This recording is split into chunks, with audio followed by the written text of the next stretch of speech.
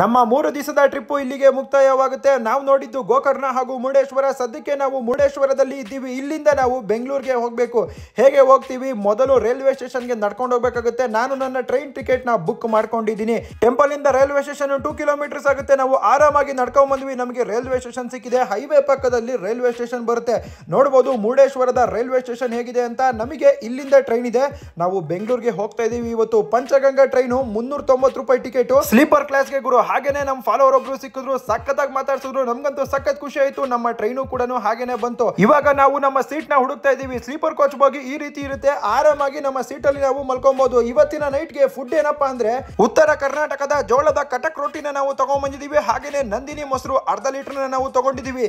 Deadly combination ಅಂತಾನೆ ಹೇಳ್ಬೋದು. ನಮ್ಮ ಹತ್ರ ಜೋಳದ ರೊಟ್ಟಿ ಮುಂಚೆನೆ ಇತ್ತು. ಇಲ್ಲಿ ಜೋಳದ ರೊಟ್ಟಿ ಎಲ್ಲ ಸಿಗೋದು. ಇವಾಗ ಡಿನ್ನರ್ ಮಾಡೋ ಟೈಮು. ಜೋಳದ ರೊಟ್ಟಿ ಹಾಗೂ ಮೊಸರು ಹೇಗಿತ್ತು? ಸಖತ್ತಾಗಿತ್ತು ಅಂತ ಹೇಳ್ಬೋದು. ಸ್ಟಾರ್ಟಿಂಗ್ ಅಲ್ಲಿ ಯಾರು ಕೂಡ ಬಂದಿರ್ಲಿಲ್ಲ. ಆರಾಮಾಗಿ ನಮ್ಮ ಊಟನ ನಾವು ಮಾಡ್ಕೊಂಡ್ವಿ. ಹೊಟ್ಟೆ ಲೈಟ್ ಆಗಿ ತುಂಬಿದೆ. ಇದೀಗ ನಿದ್ದೆ ಮಾಡೋ ಟೈಮು. ಎಲ್ಲರಿಗೂ ಕೂಡ ಗುಡ್ ನೈಟ್. ಈ ಒಂದು ವಿಡಿಯೋ ಇಷ್ಟ ಆಗಿದ್ರೆ ಲೈಕ್ ಮಾಡಿ. ನಮ್ಮ ಚಾನಲ್ ನ ತಪ್ಪದೆ ಫಾಲೋ ಮಾಡ್ತಾ ಬನ್ನಿ.